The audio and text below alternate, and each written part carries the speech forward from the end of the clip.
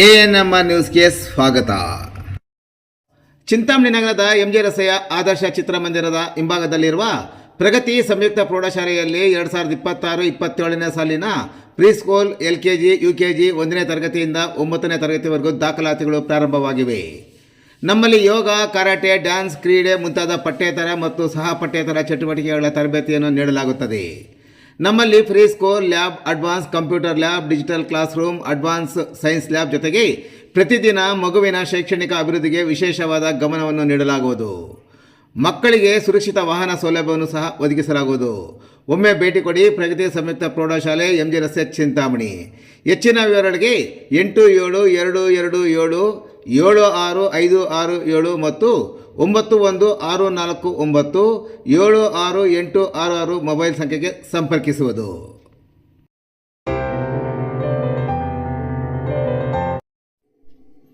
ಝಾನ್ಸಿ ಮೈದಾನದಲ್ಲಿ ಅಧಿಕಾರಿಗಳೊಂದಿಗೆ synthetic track ಕಾಮಗಾರಿ ವೀಕ್ಷಿಸಿದ ಸಚಿವ doctor MC Sudhakar.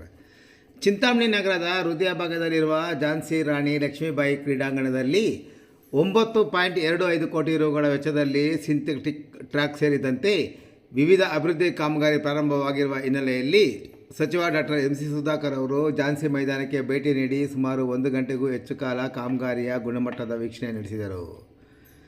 Synthetic track ಪಕ್ಕದಲ್ಲಿ ಇಡೀ ಮೈದಾನಕ್ಕೆ ಹಸಿರು ಹುಲ್ಲು ಬೆಳೆಸಲು ಮುಂದಾಗಿದ್ದು, ಮಳೆಗಾಲ ಬಿಟ್ಟರೆ ಬೇಸಿಗೆ ಮತ್ತಿತರ ದಿನಗಳಲ್ಲಿ ಸದರಿ ಮೈದಾನದಲ್ಲಿ ಹುಲ್ಲು ಒಣಗದಂತೆ ನೋಡಿಕೊಳ್ಳಲು 1 ಲಕ್ಷ ಲೀಟರ್ ನೀರು ಅವಶ್ಯಕತೆ ಇದ್ದು, ಹಾಲಿ ಝಾನ್ಸಿ ಮೈದಾನದಲ್ಲಿರುವ ನೀರಿನ ಕೆಳ ಅಂತಸ್ತಿನ ಟ್ಯಾಂಕ್ ಜೊತೆಗೆ ಪಾಲಿಟೆಕ್ನಿಕ್ ಮತ್ತು ಆಶ್ರಯ ಬಡಾವಣೆ ಮತ್ತು ತಾಲೂಕು ಪಂಚಾಯಿತಿ ಆವರಣದಲ್ಲಿ ನಿರ್ಮಾಣವಾಗುತ್ತಿರುವ ಹೊಸ ಟ್ಯಾಂಕ್ನಿಂದ ಝಾನ್ಸಿ ಮೈದಾನದ ಟ್ಯಾಂಕ್ಗೆ ನೀರು ಹರಿಸಲು ಕ್ರಮ ಕೈಗೊಳ್ಳಲು ಸಚಿವರು ಅಧಿಕಾರಿಗಳಿಗೆ ಸೂಚಿಸಿದರು.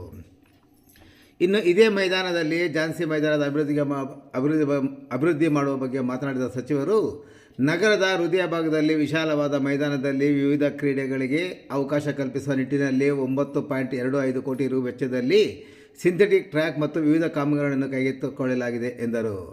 ಇನ್ನು ಮೈದಾನದ ಸುತ್ತಲೂ ಅಂಗಡಿಗಳನ್ನು ನಿರ್ಮಾಣ ಮಾಡಿ ವರಮಾನ ಹೆಚ್ಚಿಸುವುದರ ಜೊತೆಗೆ ಅಂಗಡಿಗಳಿಗೆ ಹೊಂದಿಕೊಂಡಂತೆ ಮೈದಾನದ ಸುತ್ತಲೂ ನಿರ್ಮಾಣ ಮಾಡಿರುವ ಮೆಟ್ಟಿಲುಗಳಿಗೆ ಟಾಪ್ ಸಹ ನಿರ್ಮಾಣ ಮಾಡಲಾಗುವುದು ಎಂದು ಸಚಿವರು ವಿವರಿಸಿದರು.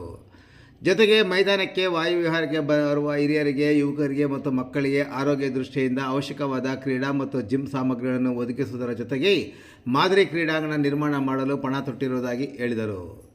ಇನ್ನು ಮೈದಾನದಲ್ಲಿ ನಡೆಯುತ್ತಿರುವ ಎಲ್ಲ ಕಾಮಗಾರಿಗಳನ್ನು ವೀಕ್ಷಣೆ ಮಾಡಿದ ಸಚಿವರು, 10 ವರ್ಷದಲ್ಲಿ ಯಾವುದೇ ಅಭಿವೃದ್ಧಿ ಕಾಮಗಾರಿಗಳು ಆಗಿರುವ ಕಾಮಗಾರಿಗಳು ಹಲವು ನ್ಯೂನತೆಗಳನ್ನು ಕಂಡುಬಂದಿದ್ದು, ಅದನ್ನು ಸರಿಪಡಿಸಲು ಕ್ರಮ ಕೈಗೊಳ್ಳುವುದರ ಜೊತೆಗೆ ಇಡೀ ಮೈದಾನದ ರೂಪುರೇಷೆಗಳನ್ನು ಬದಲಾಯಿಸಿ ಅಂತಾರಾಷ್ಟ್ರೀಯ ಮಟ್ಟದ ಕ್ರೀಡೆಗಳಿಗೆ ಅನುಗುಣವಾಗಿ ನಿರ್ಮಾಣ ಮಾಡುತ್ತಿರುವುದಾಗಿ ಹೇಳಿದರು.